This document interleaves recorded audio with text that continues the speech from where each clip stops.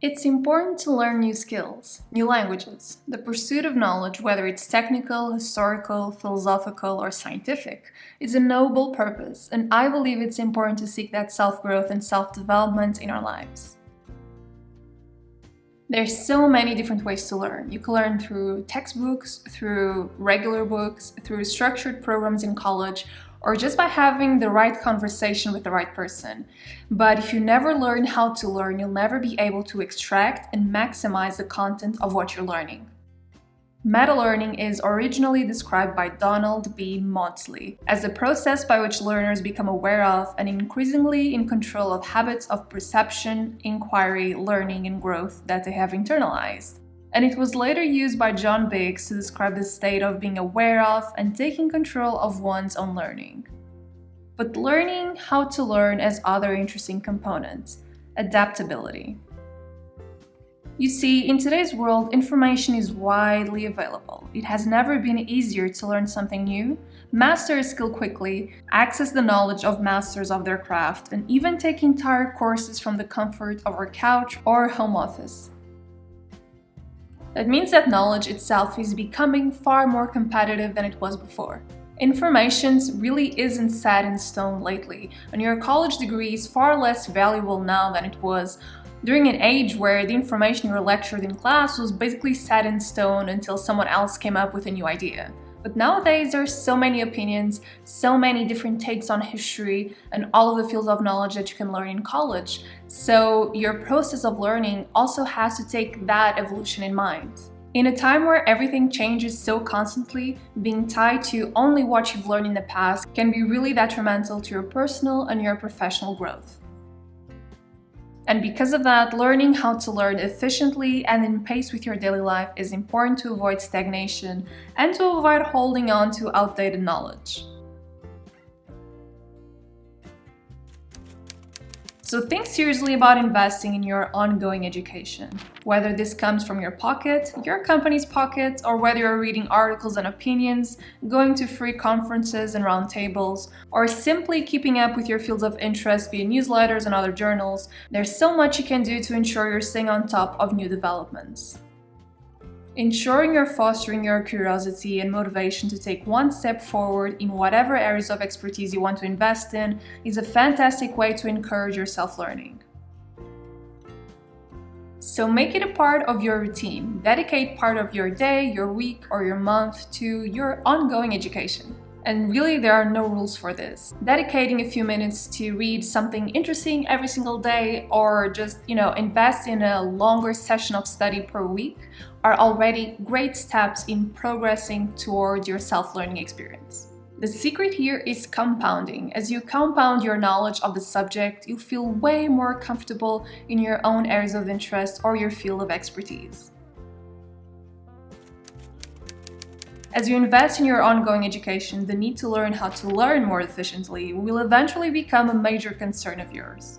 Creating a symbiosis between your life and the pursuit of knowledge when your agenda is filled to the brim with chores and to-dos is very challenging. So creating and upkeeping a good knowledge system is really important.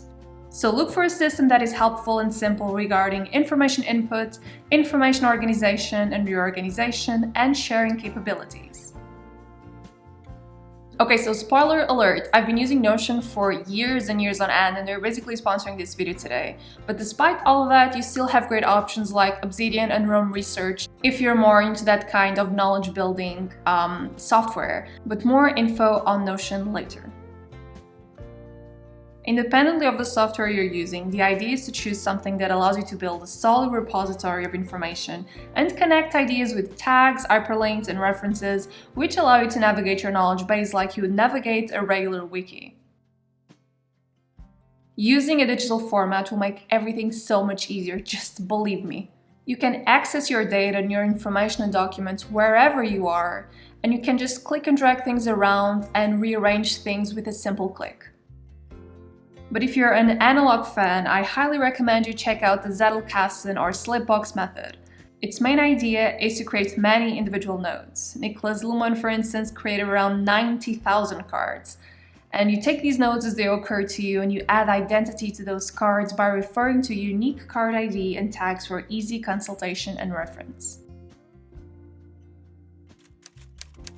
Creating systems for your learning experience can be valuable, but it will be basically pointless if you're not extracting the information correctly and if you're not testing your knowledge on the process.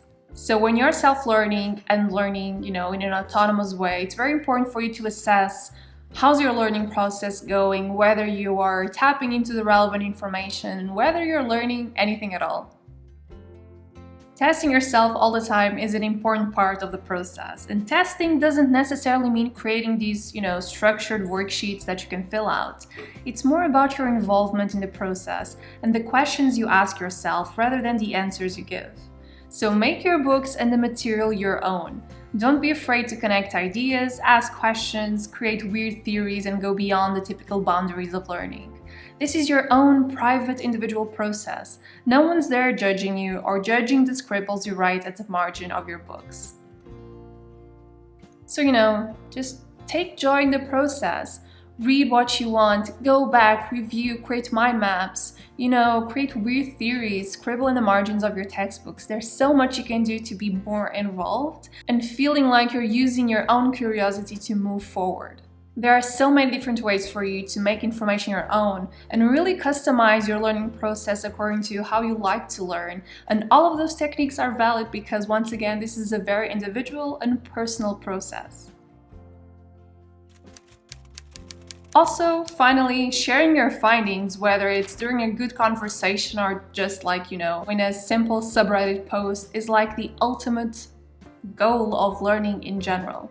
Sharing information, getting feedback, as well as getting more information in return is what makes this cyclical process so rewarding. This is actually, where real growth happens, and it's the most important moment of your learning cycle. Every time you share something, you are already contributing to universal, global knowledge.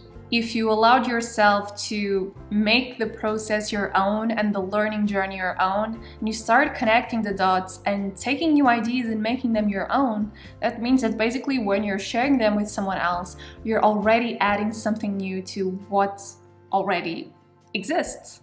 As you do something that is very unique to you, you're already on the right track. And when you feel this kind of rewarding feeling like you're also contributing to something else besides reading and consuming information, that's when the self-learning bug really starts to bite.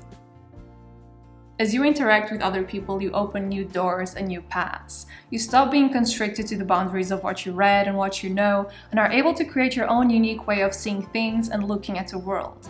And that makes you more valuable. It can make you a more valuable worker, but overall, it makes you a more valuable human being.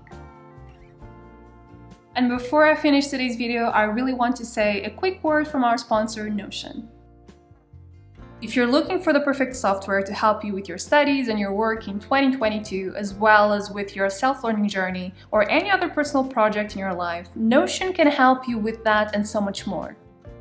Notion can be used individually or to collaborate with your classmates, for instance, or your coworkers. There's so much you can do. You can import templates, create your own dashboard, write notes, organize files and PDFs, create a timeline for exams, personal projects, organize study or work sessions with their calendar feature, and so much more.